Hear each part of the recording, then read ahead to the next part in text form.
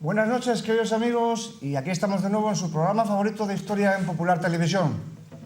Como ustedes saben bien, este año 2016 se ha cumplido el 80º aniversario del comienzo de la Guerra Civil Española el 17 de julio de 1936, pero también se han cumplido otros aniversarios menos llamativos, quizá menos importantes en el contexto de la historia de España, pero sin duda también incluso más importantes en el contexto de la historia mundial, como es, por ejemplo, el 80º aniversario del bombardeo de Pearl Harbor el 7 de diciembre del 41, que dio origen a la entrada de los Estados Unidos en la Segunda Guerra Mundial. Aniversario que, como digo, se celebrará dentro de 3 meses, en diciembre de este mismo año. Y también se ha celebrado el 80º aniversario de la creación, el mismo año, de 1941, de la División Azul, la División Española de Voluntarios que la España de Franco envió para colaborar en la lucha del Eje contra la Unión Soviética. Sobre esta cuestión, ayer se pronunció una interesantísima conferencia en el Colegio de Médicos de Santander, en concreto sobre la presentación de este libro que tenemos aquí con nosotros hoy, Bajo el fuego y sobre el hielo, del médico e historiador Juan Manuel Poyato, que es nuestro invitado de hoy. Este libro trata tanto de la División Azul, en su contexto general, en el contexto bélico general, como, dada la condición de médico de nuestro invitado de hoy, desde el punto de vista, desde la óptica de la medicina, desde la óptica de toda la dimensión de la salud de los soldados. Tengan ustedes en cuenta que estamos hablando de, aparte de las heridas de guerra, digamos, ¿no?, de las normales heridas de la lucha, tanto de arma blanca como de balas, como de explosiones, como de todo tipo de cosas, estamos hablando nada más y nada menos que del general invierno, de temperaturas de 40 grados bajo cero, estamos hablando de disentería, estamos hablando de tifus, estamos hablando de todo tipo de epidemias y estamos hablando de todo tipo de bichos, especialmente los piojos. La verdad es que un paraíso, entre comillas, para los médicos como nuestro invitado de hoy, don Juan Manuel Poyato, al cual damos la bienvenida. Muy buenas noches, don Juan Manuel. Muy buenas noches, don Jesús. Para mí un placer estar aquí de nuevo en Santander, en esta bendita tierra. Y además nada más y nada menos que para hablar de una cosa tan divertida, si se puede permitir la palabra, y tan apasionante y tan trágica como fue el Frente del Este. Efectivamente, porque todos estamos acostumbrados al universo de Hollywood, donde nos pintan una Segunda Guerra Mundial donde había buenos y malos y donde, bueno, aparentemente en la Segunda Guerra Mundial la ganaron los americanos, pero parece ser que no fue así. La realidad pinta de otro color y el Frente del Este fue el frente o la línea de combate con mayor letalidad de todo el conflicto, ese paraguas que agrupa distintos conflictos que se llama la Segunda Guerra Mundial, con unas bajas al cabo del día, con una cifra espeluznante, y en ese ámbito de letalidad, de confusión y de catástrofe, vamos los españoles y nos metemos en el centro de la lucha, en el origen, en la vorágine. Antes de continuar, les enseño a cámara el libro del que estamos hablando, Bajo el fuego y sobre el hielo, una visión médica de la División Azul, pero no crean ustedes que se trata de un libro estrictamente técnico, estrictamente médico, sino que se trata de un amenísimo relato lleno de anécdotas personales, de documentos, de pequeñas historias que humanizan, sobre todo desde el punto de vista del trato médico, aquel enorme conflicto que fue la Segunda Guerra Mundial y en concreto el más mortal de sus frentes, como acaba de decir don Juan Manuel Poyato, que fue el Frente del Este. Así que vamos a comenzar pues con el contexto, es decir, el año 41 y qué es lo que sucede para que de repente 50.000 españoles se presenten en el frente ruso. El 22 de junio de 1941, Alemania, sin declaración previa de guerra, invade la Unión Soviética, lo que es conocido como la Operación Barbarroja. Y bueno, en España, a la mañana siguiente, esa misma madrugada prácticamente, cuando se tiene noticia a través de los teletipos y los cables, no teletipos entonces eran sino los cables y los telegramas inmediatos, se produce una auténtica revolución en las calles. Miles de jóvenes manifiestan su voluntad, una voluntad que ya existía en el pueblo, de secundar la política de expansión en su lucha contra el bolchevismo del gobierno alemán, y muchos de ellos se alistan, intentan promover el alistamiento y la participación, la implicación del régimen del general Franco en este conflicto. Generar una unidad militar que participe en una batalla que está englobada dentro de la Segunda Guerra Mundial significaría para el régimen del general Franco entrar en la Segunda Guerra Mundial abiertamente, y eso no podía ocurrir. El contexto internacional estaba muy inestable, tanto los británicos como los norteamericanos estaban al acecho de las posibilidades tácticas españolas, el estrecho de Gibraltar, un ejército de casi 5 millones de soldados que había después, al final de la sangrienta y terrible guerra civil española. Y bueno, la situación era muy inestable y el régimen de Franco no se podía comprometer oficialmente. Entonces, a través de la Falange Española y Serrano Suñer... Supongo que, claro, el dato esencial aquí era que el gobierno de Franco dejó bien claro que su intención era luchar contra la Rusia soviética, no contra sus aliados. Correcto. Ahí está el difícil equilibrio, ¿no? Cuando se estructura la creación de la conocida como División Española de voluntarios, posteriormente conocida como División Azul, por el hecho de que la gran mayoría de los primeros alistados eran falangistas y llevaban su camisa azul justo por encima del uniforme, la organización, la oficialidad y la gestión se le encarga al ejército, pero el reclutamiento de la tropa y los suboficiales corre a cargo de Falange. Y ocurre prácticamente lo mismo en el ámbito sanitario, porque no solamente se movilizaron artilleros, infantes y aviadores, también marinos, sino que también se desarrolló el reclutamiento y la organización y puesta en funcionamiento de una estructura sanitaria al más elevado nivel, desde el punto de vista técnico, logístico y táctico. Por cierto, ahora que estamos hablando de médicos, ¿cómo es que a un urólogo se le ocurrió irse al frente del Este? Pues prácticamente, como ocurren los grandes descubrimientos, pues casi de casualidad. No me quiero yo poner a la altura del descubrimiento de la penicilina, Dios me libre, pero durante una guardia yo tuve que atender a un señor mayor,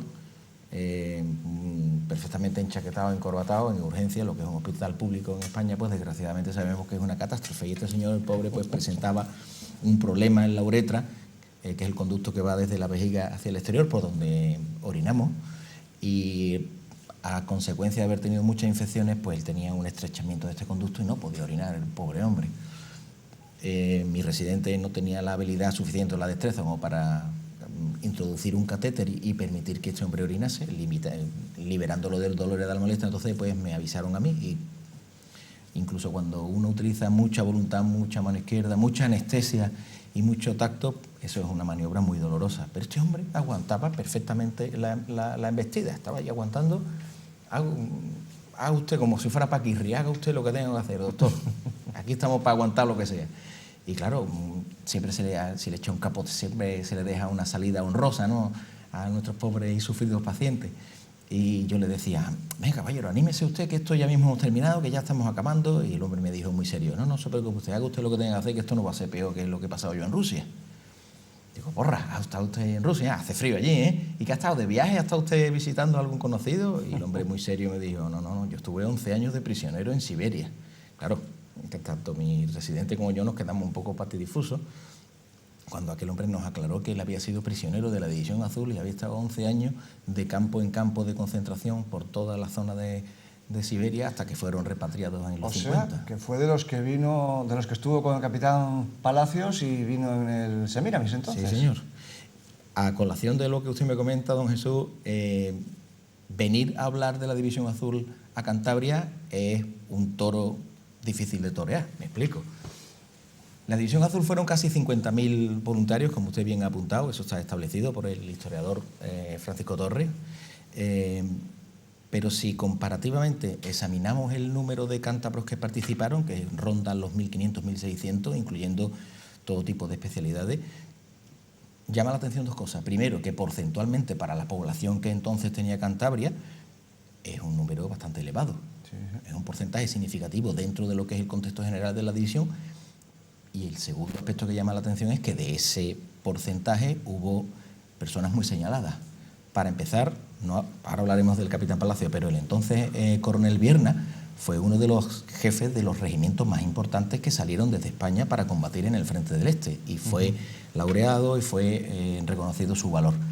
Y luego el capitán Palacio, es que no se puede decir nada nuevo que no se haya dicho ya de un héroe como fue este hombre, que resistió a la tiranía bolchevique y soviética, haciendo cosas que ni don José Stalin se imaginaba. ¿A quién se le ocurre hoy en día, ni siquiera a los guionistas más avezados de Hollywood, hacer en un campo de concentración una huelga de hambre para protestar frente a los soviéticos? ¿Eso dónde se ha visto? ¿Eso quién lo hizo? Pues un cántabro de potes. Cruz laureada de San Fernando, y al cual, por cierto, le van a quitar la calle. Si entramos en ese debate, llevamos las de perder, porque desgraciadamente los valores que inspiraron a que nuestros jóvenes de entonces se fueran a dar lo mejor que tenían, a luchar contra un régimen totalitarista y totalmente infausto y a la larga genocida, como fue el régimen de Stalin y el comunismo, esos valores desgraciadamente hoy en día parece que se están perdiendo. Y quitar el honor, quitarle el reconocimiento a una persona que hizo prevalecer durante su existencia y durante toda su resistencia ese tipo de cimientos de la sociedad moderna, me parece una injusticia tremenda. Y que está enterrado nada más y nada menos que en el Panteón de Hombres Ilustres del Cementerio de Santander, por decisión, por cierto, de una corporación municipal democrática. Se hizo en los años 80, tengo entendido. Así que eso es otra cosa también a tener en cuenta. ¿Cómo es posible que le tengan en el Panteón de Hombres Ilustres por decisión de un ayuntamiento democrático y sin embargo luego se le pretende quitar la calle? La verdad es que, en fin, es una sin razón y, por cierto, demuestra una vez más que la famosa ley de memoria histórica de Zapatero, lejos de conseguir o de perseguir la reconciliación, como dice su preámbulo, lo que persigue es exactamente lo contrario: el reavivamiento de los odios y del resentimiento. Pero, en fin, vamos a pasar páginas sobre tan peliagudo tema. Permítame que le interrumpa, porque a tenor de lo que usted muy bien está orientando, el revanchismo nunca fue una característica de los jóvenes que fueron a la División Azul. Y le voy a poner un ejemplo. Año 47, 48, 49, cuando ellos estaban sufriendo el cautiverio en manos de los soviéticos, también lo sufrieron otros españoles, que eran los españoles republicanos represaliados por el régimen de Stalin, que al final de la guerra civil, marinos, aviadores, soldados que estaban en academias de transformación en la Unión Soviética para adquirir destreza para participar en la guerra de España. Cuando acaba el conflicto quedan acantonados allí y les ofrecen la posibilidad de o incorporarse al ejército soviético y adquirir la nacionalidad soviética, o volver a España, un régimen que ya no existía y con la amenaza de que iban a ser represaliados. El 90% manifestó su deseo de seguir manteniendo su condición de español, y el otro 10%, que desgraciadamente eran personas con las manos manchadas de sangre en la guerra civil, eso lo hay en todas las guerras. No, esos no quisieron volver, ¿no? Esos se quedaron allí de comisarios políticos y otra serie de cosas. Pues este 90% que querían ser españoles fueron montados en un tren y dirigidos directamente al Gulag, a los campos de concentración. Al cabo de los años, los soviéticos, los jerarcas soviéticos, pensaron que si enfrentaban en el mismo sitio a los fascistas de la División Azul con los republicanos, que eran enemigos naturales, pues se matarían entre ellos. ¿Qué es lo que ocurrió cuando coincidieron en el campo de concentración? Se presentaron los republicanos y lo único que le dijeron al capitán Palacio fue: a sus órdenes, mi capitán, soy el sargento fulanito, y estos son don Mengano, don Zutano, aquí estamos a sus órdenes. ¿Qué es lo que dijo ese fascista, revanchista y asesino, según ellos, por supuesto, Dios me libre? Dijo: fulanito, estos señores están pasando hambre, que les den de comer ahora mismo, raciones extra de comida. Aquel no tiene zapatos, buscarle unas botas ahora mismo. Usted tiene frío, búscale un abrigo a este. Y para adentro. Eso fue lo que ocurrió. Y ese es, desgraciadamente, el espíritu que tiene que prevalecer, de la reconciliación, claro, y de la reunificación. Y el pasado está. Sí, sí. Yo conozco otra anécdota del capitán Palacios, me la ha contado nada más y nada menos que su hijo, Teodoro Palacios, hijo, que me contaba hace un tiempo que un día, trabajando él en el banco, se le presenta un señor mayor para poner en sus manos la gestión de sus bienes, ¿no? Ya un señor mayorcito, y le contó que quería dejarlo en sus manos porque había conocido a su padre, le había parecido un caballero, ahora cuento la anécdota, y que por eso quería, suponiendo que su hijo iba a, digamos, seguir un criterio moral similar al de su padre, quería ponerlo en sus manos, ¿no? Y este señor era un republicano que había sido prisionero a partir del 39, había pasado una temporada, unos cuantos años en la cárcel, y después salió, evidentemente, y no debió de, digamos, tener una vida fácil para encontrar trabajo y todas estas cuestiones. Y entonces, a partir del regreso del capitán Palacios en el 53, un día este señor fue a hablar con el capitán Palacios, sabía dónde se tomaba el vermú con los amigos, en concreto en la terraza del bar del puerto. Buen sitio. Y entonces se presentó ante el capitán Palacios, una persona evidentemente reputadísima en la España de su época, y le dijo: mi capitán, soy zutano de tal, soldado republicano, he sido prisionero durante unos cuantos años y tal, y simplemente le venía a solicitar de ex cautivo a ex cautivo si me podía usted echar una mano porque no lo tengo fácil para conseguir con qué dar de comer a mis hijos. Y el capitán Palacios le dijo: vuelva usted mañana y le doy una respuesta. Y al día siguiente volvió, y efectivamente el capitán Palacios le había conseguido un puesto de trabajo para que su camarada ex cautivo, aunque de bandos contrarios, le había pedido este favor, y él se lo consiguió. ¿Qué le parece? Las personas que fueron a la División Azul no eran personas normales. Los jóvenes de aquella generación no eran vulgares. ¿A qué me quiero referir con esto? A la vuelta de aquellos acontecimientos, de aquellos actos heroicos y gloriosos, porque la División Azul, no olvidemos, fue la última gran gesta de España en el siglo XX. A la vuelta, pues ninguno de ellos ni fueron indeseables, ni fueron asesinos, ni fueron abusadores, no.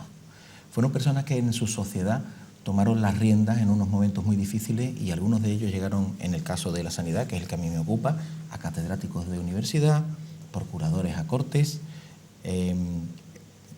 jefes y directores de hospitales, promotores de instituciones y de academias científicas, personas que tuvieron una implicación social y experiencial humana muy importante, ya fuesen los médicos, los dentistas, que también fueron, los farmacéuticos. ¿Qué decir de las enfermeras españolas que estuvieron en el Frente del Este, que hubo muchas, casi 160, algunas de ellas cántabras?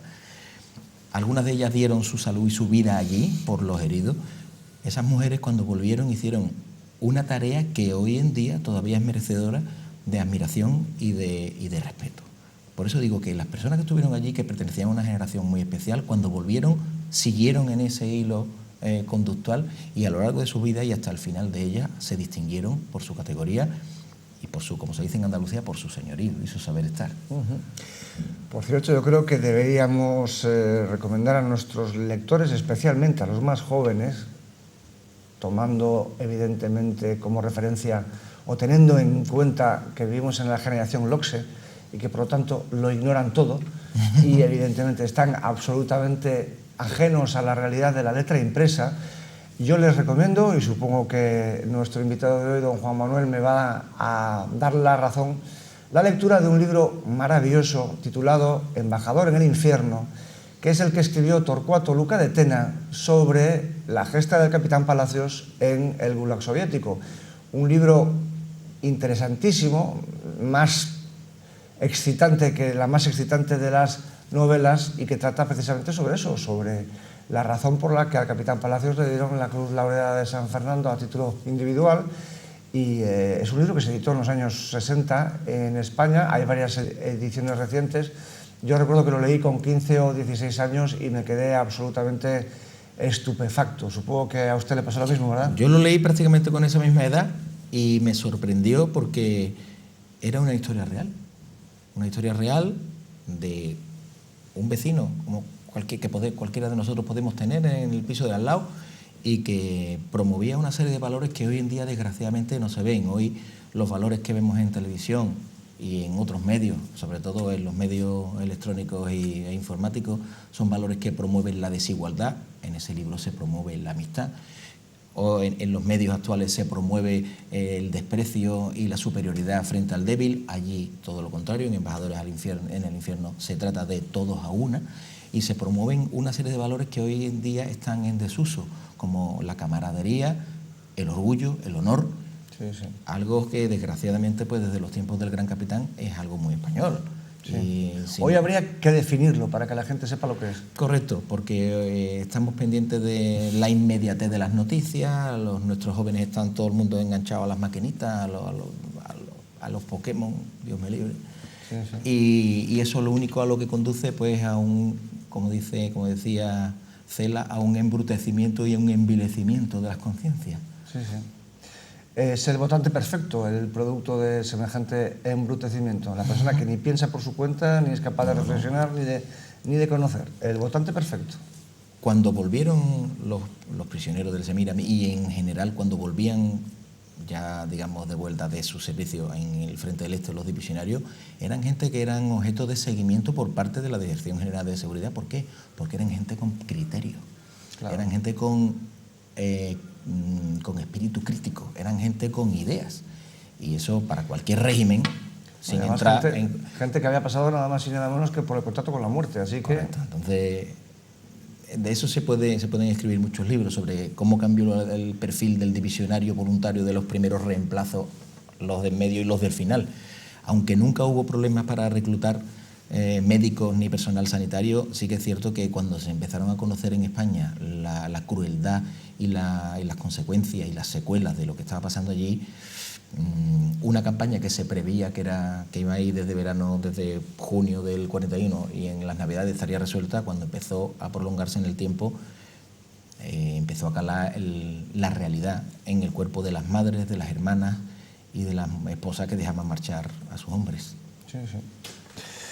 Regresando pues al Frente del Este, yo creo que sería conveniente explicar someramente que se trató de un frente internacional. Es decir, la idea que se suele tener de que la Segunda Guerra Mundial fue la guerra de Hitler y Mussolini contra el resto del mundo no es exacta, sobre todo en lo relativo al Frente del Este, porque junto a las tropas del eje, en las tropas del eje, lucharon tanto en la Wehrmacht como en las Waffen-SS soldados noruegos, finlandeses, daneses, por supuesto alemanes, muchísimos, miles de franceses, eslovacos, húngaros, rumanos, italianos, por supuesto, españoles, bosnios e incluso hindúes.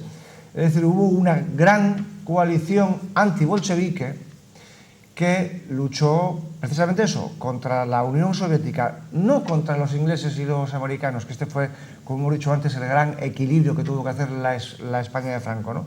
La verdad es que es un aspecto que no se suele recordar. La gran coalición internacional fue la de todos los países anticomunistas contra la URSS. Efectivamente, la lucha fue contra el bolchevismo, y el juramento que los divisionarios españoles hicieron fue en fidelidad al Führer en su lucha contra el bolchevismo. Las tropas españolas no perpetraron ningún tipo de desmán en las tierras ocupadas.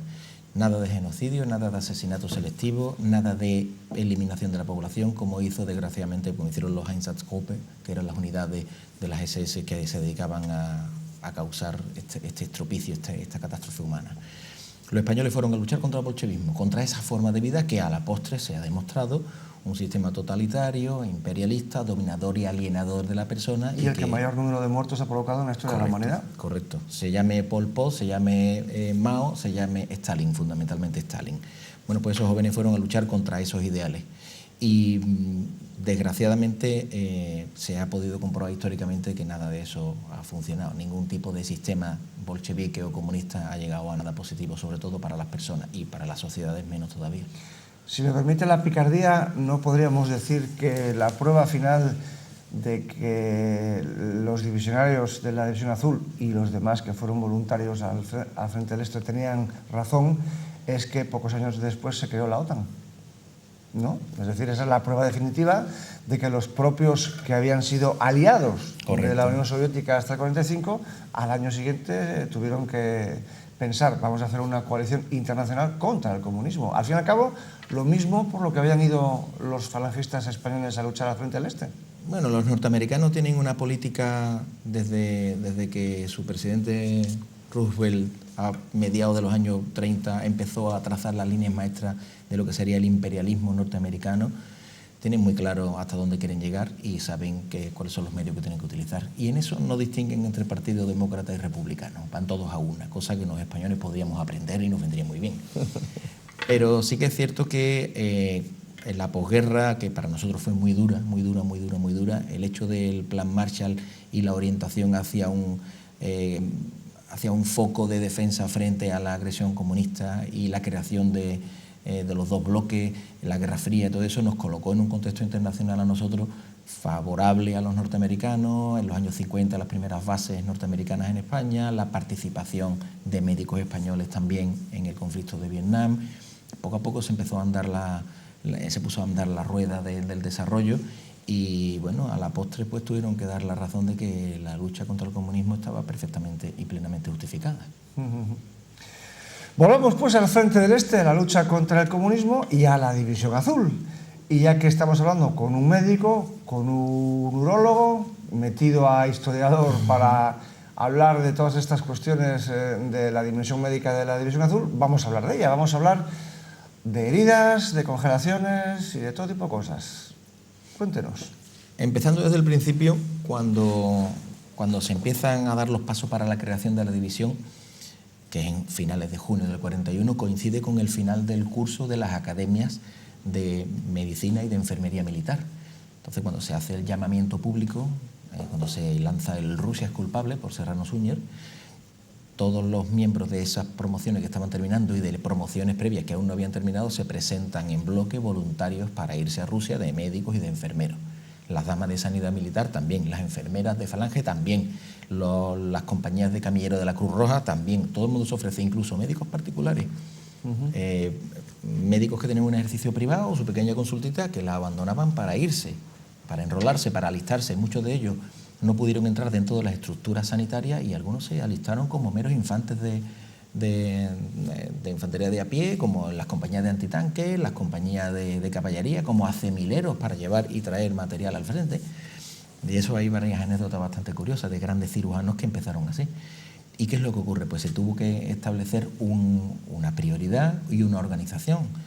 A estos médicos, como la mayoría eran oficiales del ejército español, se les encargó la tarea de entrada de realizar los reconocimientos médicos a todo tipo de voluntarios para dar un certificado de aptitud. Los soldados que fueran a Alemania a representar al régimen de Franco en su lucha contra el bolchevismo tenían que ser personas de una rectitud y una trayectoria intachable y con una salud de hierro, porque iban a ir al frente de mayor letalidad y con mayor agresión para cualquier organismo. Temperaturas por debajo de 43 grados bajo cero, lluvia impenitente, clima ártico, exposición a todo tipo de factores patógenos como picaduras de insectos que nosotros no conocíamos, aguas contaminadas, aguas embalsadas, el mantenimiento de la cadena de salud de los alimentos, las líneas de abastecimiento, cómo tenían que organizarse,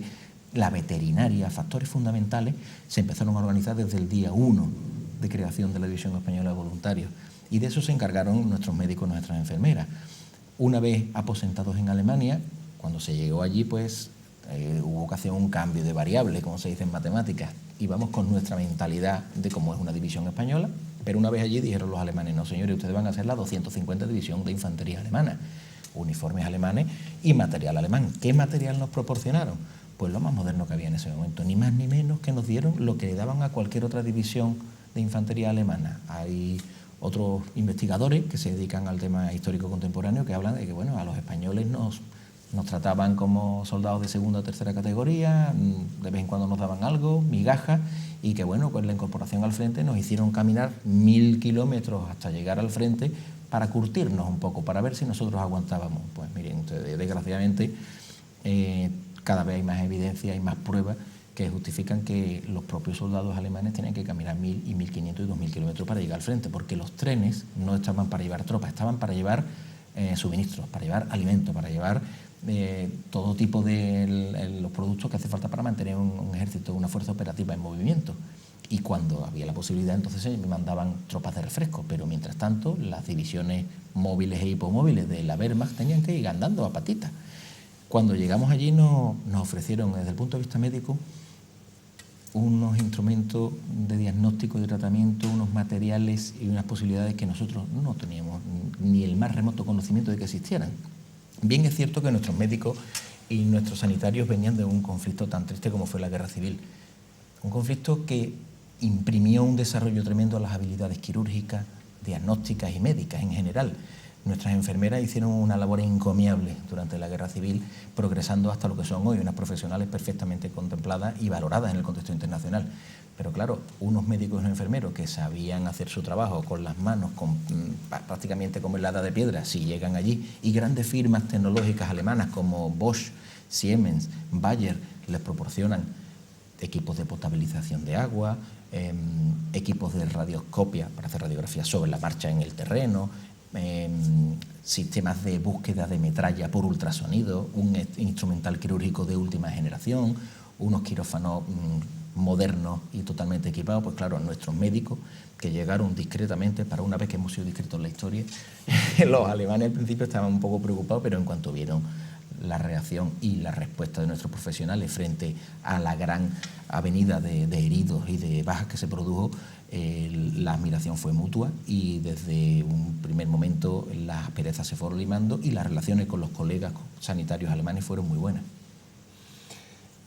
¿Cuál fue la principal causa de bajas de la División Azul? ¿Los rusos? ¿El frío? Ya lo dijo Napoleón cuando comenzó la campaña de invasión de Rusia. Fue cruzar la frontera de Rusia y empezar a luchar contra los piojos. De casi 230.000 soldados que contaba Napoleón cuando invadió Rusia, a lo largo del trayecto hasta que alcanzaron las puertas de Moscú, casi 80.000 de ellos se perdieron, como usted bien ha anunciado, por el general Invierno, el mariscal Disentería, el teniente general tifus o diarrea, o llamémoslo como queramos. La sanidad militar es la que permite la operatividad de una fuerza de combate. Igual de importante es darle de comer a un soldado como tener suficientes cartuchos de reserva o la posibilidad de que si cae enfermo, herido o tiene algún tipo de incidencia, poder reintegrarlo al servicio cuanto antes. Claro. Pues la sanidad, el déficit de la sanidad del ejército de Napoleón hizo que cuando llegaron a las puertas de Moscú fueran totalmente diezmados. Y la vuelta fue totalmente peor, porque de los casi 50.000 que pudieron volver, de 200 y pico mil que salieron, los heridos eran abandonados a su suerte, claro, expuestos al efecto de las alimañas de los saqueadores y de la climatología impenitente. Así que podíamos decir, extrapolando la situación, que aparte de las balas y de los organillos de Stalin, el frío, la nieve, las congelaciones, las picaduras y la transmisión de enfermedades como entonces la llamaban, por ejemplo, la fiebre del tabardillo, el tifus, otro tipo de enfermedades respiratorias, las alergias, las exposiciones a un clima ártico y las parasitosis, pues diezmaron mucho a la fuerza operativa. Pero eso sobre todo lo sufrieron, como usted bien ha dicho antes, los rumanos, los italianos, los croatas, incluso los cosacos que luchaban del lado de la Wehrmacht, porque no tenían ese tipo de estructura. Los españoles sí íbamos prevenidos. Ah, sí, la epidemiología y la medicina preventiva española en aquel momento estaba muy desarrollada y se establecieron pues estaciones de despiojamiento, la profilaxis, la toma de determinado tipo de medicación para evitar ese tipo de enfermedades, el aislamiento de los enfermos contagiosos, el diagnóstico precoz y el tratamiento a tiempo de las infecciones de transmisión sexual, que es curioso. Antiguamente se llamaba venéreas, pues si compara uno las cifras de los diagnósticos, de los casos diagnosticados de venéreas en la División Azul con los casos diagnosticados en España en el mismo tiempo, hay más casos en España que en la División Azul. ¿Ah, sí? Sí, datos que me proporcionaron desde la Asociación Española de Dermatología y Venerología. Es curioso.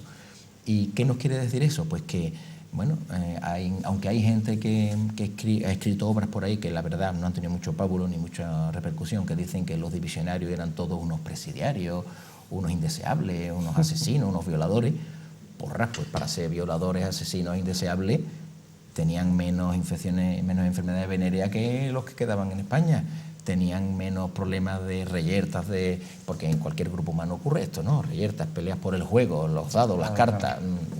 Ese tipo de problemas vinieron de otro orden, pero no por la salud general del grupo. Los problemas vinieron cuando se produjo el choque entre la cultura alemana y la cultura española, problemas que tuvieron fácil solución y que se limaron, pero a lo que me refiero de las reyertas es, por ejemplo, a la aproximación que tuvieron nuestros compatriotas al problema judío. O con la población rusa, evidentemente. Correcto, con la población rusa y con los judíos, que eran diezmados por los alemanes. Los divisionarios españoles no solamente se echaban novias allí, sino que los defendían frente a los alemanes. Y trajeron muchos niños rusos con ellos de vuelta. Por ejemplo, aquí los santanderinos de cierta edad recordarán al famoso Boris, el señor que arregló motos durante décadas en la calle Castelar. Era un niño ruso que había venido con la División Azul, protegido por la División Azul. Correcto. ¿Por qué? Pues todo eso se inicia por el simple hecho de que en los dispensarios españoles allí en Rusia, o en los lazaretos, en los hospitales, como se quiera llamar, no solamente se atendía a personal propio, sino que se atendía a los enemigos, a heridos, se atendía a la población local y se atendían partos y se atendían niños. Esa estructura sanitaria no solamente estaba perfectamente engranada y engarzada para que las bajas que se producían en primera línea tuvieran un periplo hasta la retaguardia, donde había distintas estaciones de tratamiento y de estabilización, con cirujanos de muy buen nivel, con médicos especialistas que trataban desde el primer momento infecciones, amputaciones, control de hemorragia y eran capaces de hacer una cirugía del más alto nivel, sino que además esos mismos cuidados se los prestaban a la población local.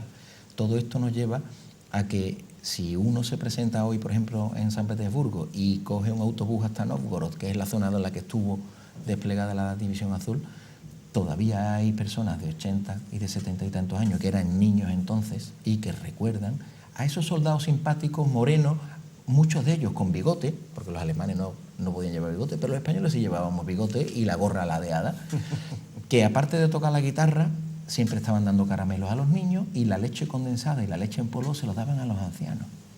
Y hoy en día, a mí me ha pasado, he podido comprobarlo prácticamente emocionado porque me pone el vello de punta recordarlo, llegar allí y una señora de 80 años cantarme canciones infantiles en perfecto castellano, pero claro, es lo único que saben en español, claro. Cantar las canciones que le cantaban a ellos los divisionarios.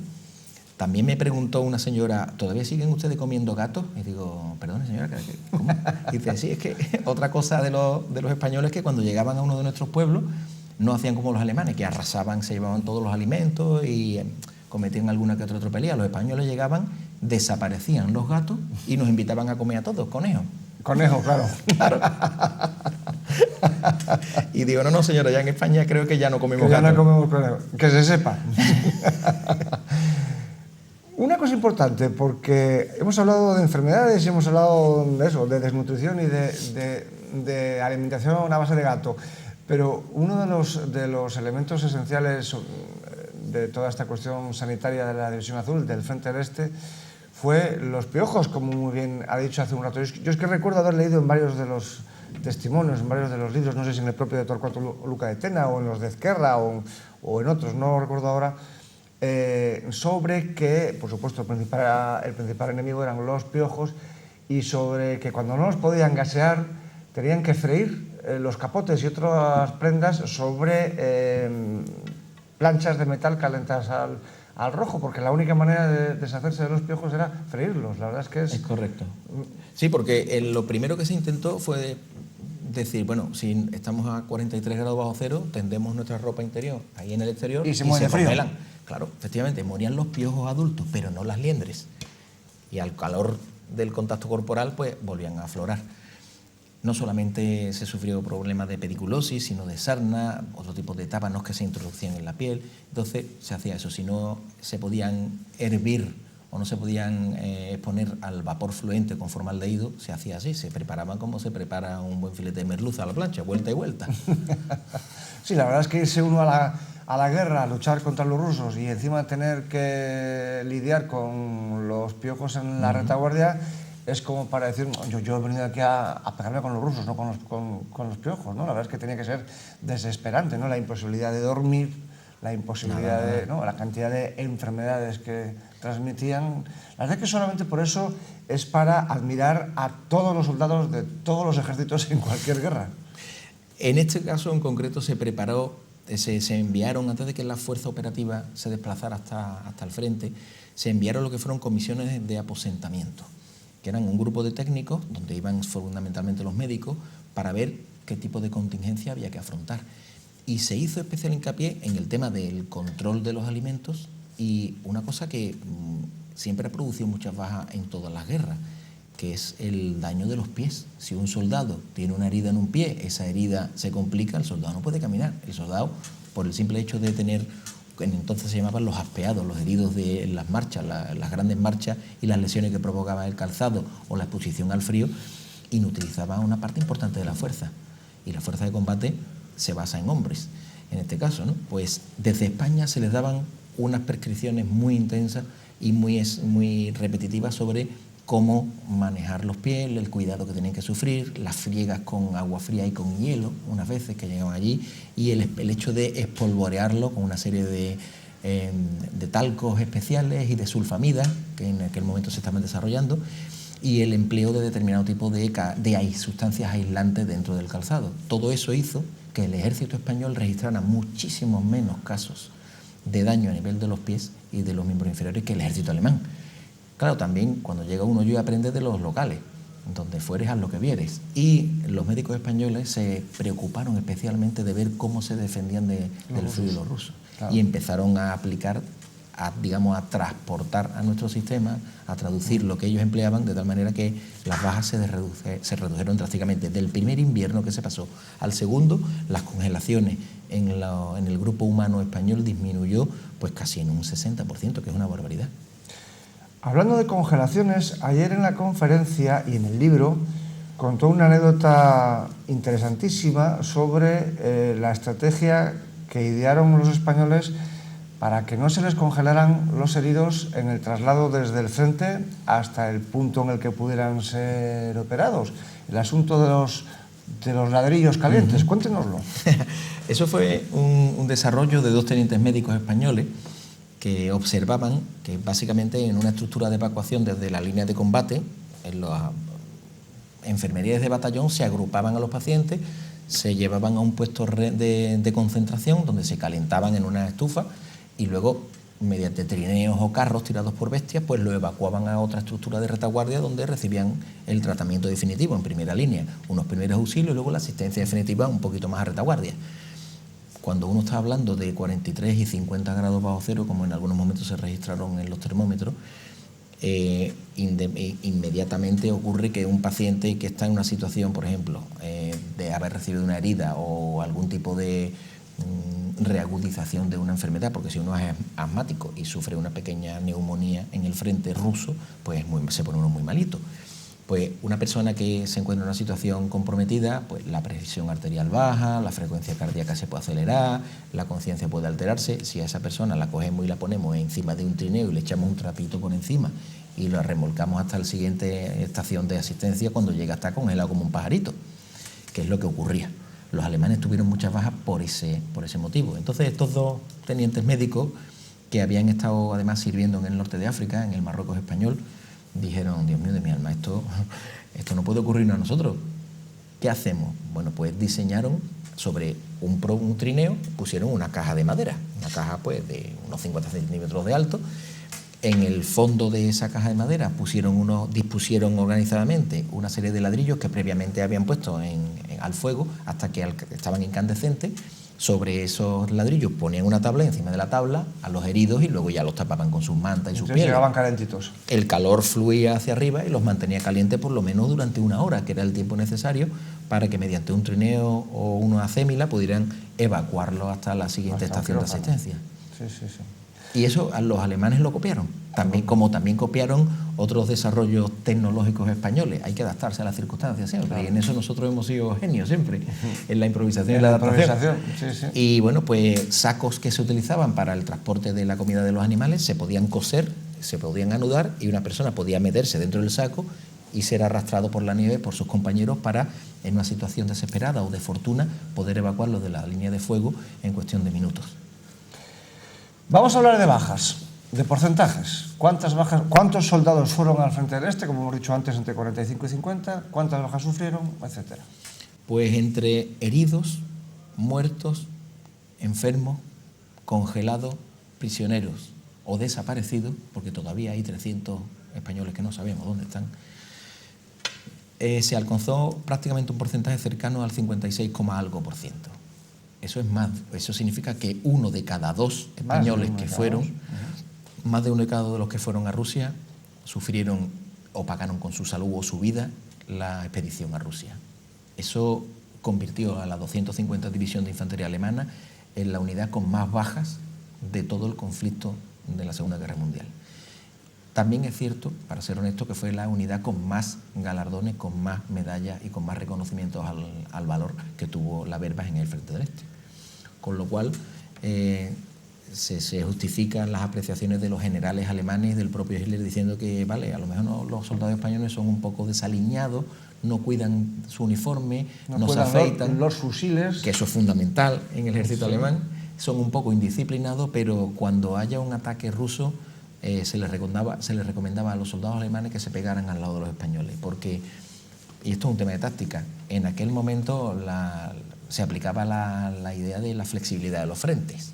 Cuando los rusos atacaban, para no ser flanqueados, los alemanes se replegaban y luego intentaban ellos determinado tipo de movimientos apoyados por blindados para recuperar tal igual. Los españoles no trabajamos así. La defensa a ultranza de las posiciones es un búnker aquí, triangulado con otros dos, y por ahí no pasa nadie. Por ahí no pasa nadie. Entonces, los rusos no estaban acostumbrados a eso. Y los rusos empezaron a ver qué es lo que estaba pasando cuando empezaron a afrontar pues, a unos soldados que cuando se les acababan las balas y las bombas de mano, le tiraban piedras, y cuando se acababan las piedras les tiraban bolas de nieve, y cuando se acababan las bolas de nieve le gritaban y los insultaban. Eso lo hemos leído nosotros en las novelas y en los libros que contaban las batallitas, y nosotros pensábamos, bueno, es que el abuelito cuando escribió esto ya se le iba a la cabeza. Pero es que cuando yo he podido ir a Rusia y he podido consultar los informes del KGB, era verdad. Los comisarios políticos escribían que, bueno, que les gritaban, que los locos de allí enfrente les gritaban y salían con el cuchillo en la mano a por ellos. Entonces, pues, eso hacía que se replantearan muchos ataques. En la línea del frente, el día 10 de febrero de 1943, el día de la fatídica batalla de Krasnivor, la proporción era una barbaridad. Ahora mismo no puedo concretarlo porque es un dato de memoria, pero creo que era de casi 15-1. Y los cañones de la artillería creo que eran 200-1. Blindados nosotros no teníamos, o sea que los rusos ya era 300 contra 0. Y el único sitio donde no se rompió el frente fue donde estaba la División Azul.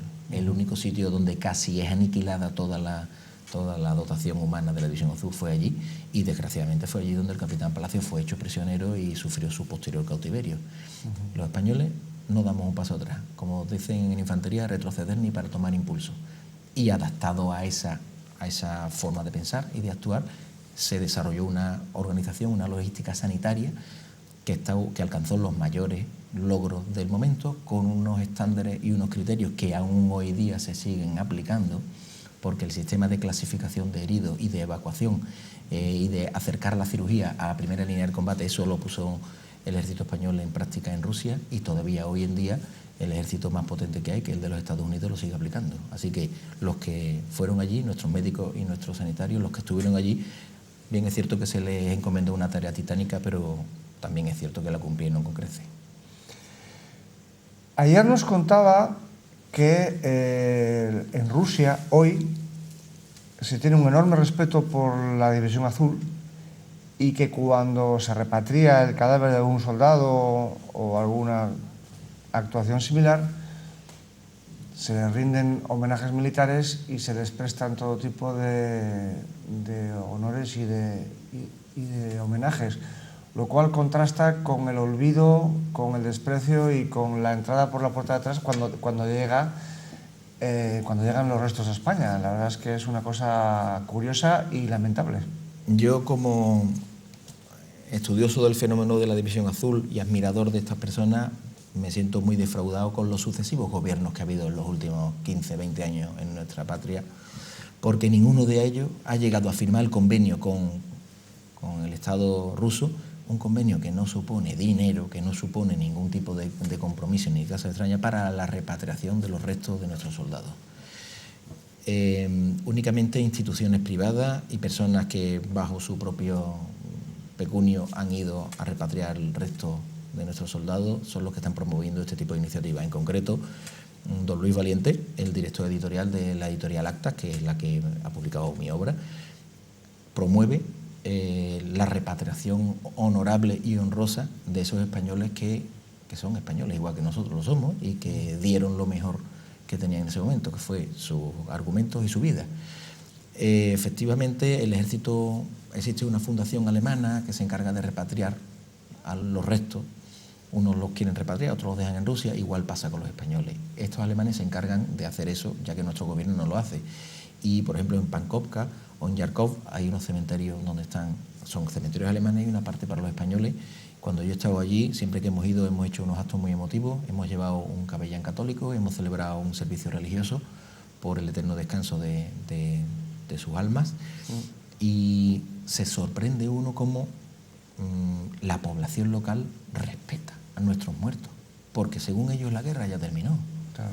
Y ellos fueron allí, dieron, como digo, lo mejor de sí mismos, y ahora mismo, pues desgraciadamente están reposando allí sus restos. Hay familias que quieren traérselo, se lo trajeron, el último cántabro lo repatriaron hace, creo que un par de años, un sargento. Queda mucho por encontrar todavía, y tanto Luis Valiente como otros señores de distintas fundaciones lo están haciendo. Y como usted decía, llama la atención que cuando se va a repatriar una cajita, porque ahí ya únicamente van restos, han pasado 70 y tantos años, viene una sección del ejército ruso a rendir honores, con un oficial sable en ristre y unos soldados que rinden homenaje con una bandera española encima de esos restos. Y salen del aeropuerto, y cuando llegan aquí a España entran por la terminal de cargo, por la puerta de atrás, como usted bien decía, y cualquier empleado contratado a tiempo contratado por hora lo arrumba allí, lo tira, y por supuesto no va ningún delegado de defensa ni va ningún representante del gobierno. Y a mí me duele como español y me duele como persona que tengo unos valores y unos criterios. Es decir, los militares rusos, sus antiguos enemigos, les prestan honores militares, y la población tanto rusa como alemana, que ha dicho de estos cementerios que hay en Alemania, les recuerdan con afecto y les tienen respeto, y sin embargo en España se los olvida, se los recoge como mercancía, como cosas, y se les quita la memoria de las calles y de los libros, evidentemente. Lo que me duele, don Jesús, perdón que lo interrumpa, es que se está intentando reescribir la historia, y se está intentando reescribir de una manera tendenciosa y malintencionada. Claro. Tenemos que hablar de reconciliación, no de revanchismo. La reconciliación ya se consiguió hace muchas décadas, ¿eh? Es justamente ahora cuando se está intentando anular. Correcto, es correcto. Pero este libro está escrito para que no se olviden esas cosas. Y yo lo he escrito como médico. Hay algunos colegas militares que me han dicho, pues eso es todo medicina, y algunos médicos que me han dicho, pero eso es todo del ejército, todo militar. Bueno, jalonado con algunas anécdotas y algunos testimonios vivos que dan mucha frescura al texto. Sí, sí. He procurado no ser excesivamente técnico ni excesivamente farragoso en la redacción, pero los datos están ahí y se pueden consultar. Gracias a la Red Archivística Militar, el Archivo General Militar de Ávila, el Archivo Intermedio de la Región Militar Sur, y de muchos particulares y muchas personas que de forma desinteresada me han dado documentos gráficos, información, testimonio, pues he tenido acceso a unos datos que no quería que se perdieran. Claro. Ahí la Fundación División Azul me ha prestado una ayuda incalculable, la Hermandad de la División Azul de Alicante me ha prestado, me ha regalado, me ha hecho fotocopia, me ha dado libros, me ha hecho de todo, y concretamente el gran historiador de la División Azul de España fue un señor que ya falleció, fue divisionario, don César Ibáñez Cagna, natural de Madrid, y que siempre ha sido el que ha alumbrado este tipo de estudios. Ese espíritu lo están continuando ahora mismo historiadores de la talla de Carlos Caballero, Francisco Torres y Juan Negreira. Y Juan Manuel Poyato. Bueno, yo en mi modesta condición de médico intento aportar una pequeña ayuda en la interpretación de la sanidad. Volvemos pues para terminar ya nuestro programa de hoy sobre el libro de nuestro invitado don Juan Manuel Poyato, Bajo el fuego y sobre el hielo, la sanidad de la campaña de la División Azul. Y les vuelvo a insistir, no es un libro de medicina ni un libro sobre medicina, aunque se centre efectivamente en buena parte en la dimensión de la sanidad y de los problemas relativos tanto a la guerra como al frío, como a las enfermedades en la División Azul.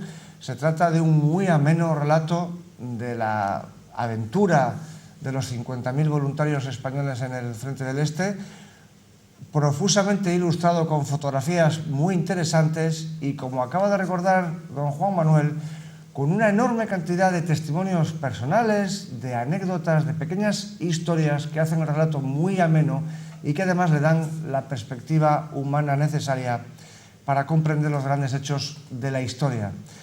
Así que se lo recomiendo muy encarecidamente, se lo vuelvo a recordar, Bajo el fuego y sobre el hielo, editorial Actas, el autor don Juan Manuel Poyato, aquí presente. Don Juan Manuel, ha sido un placer, espero que la experiencia le haya parecido satisfactoria y quizá algún día nos volvamos a ver aquí con alguna otra obra sobre historia militar. Si Dios quiere, aquí me tendrá, porque volver a Cantabria es para mí motivo de regocijo, de reencuentro con grandes amigos y de recuerdos de amores de juventud. Así que aquí vendré sin duda. Muchas gracias, don Juan Manuel. Y a ustedes, como siempre, les agradezco su atención.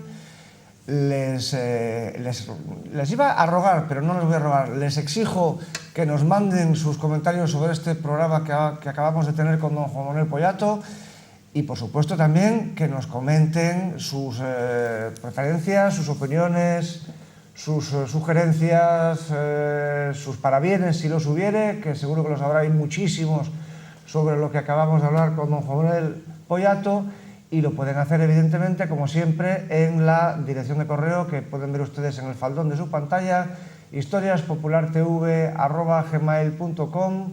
Se la repito, historiaspopulartv@gmail.com. También les recuerdo que este programa, tanto este programa como los anteriores, los tienen ustedes a su disposición si entran en la página web de Popular Televisión Cantabria, así como directamente en YouTube, si lo buscan mediante las palabras Popular TV, Historia e Historias. Cuento pues con todos ustedes en el próximo programa de el mejor programa de historia del mundo y de parte del extranjero. Historia e Historias en Popular Televisión. Muy buenas noches. Thank you.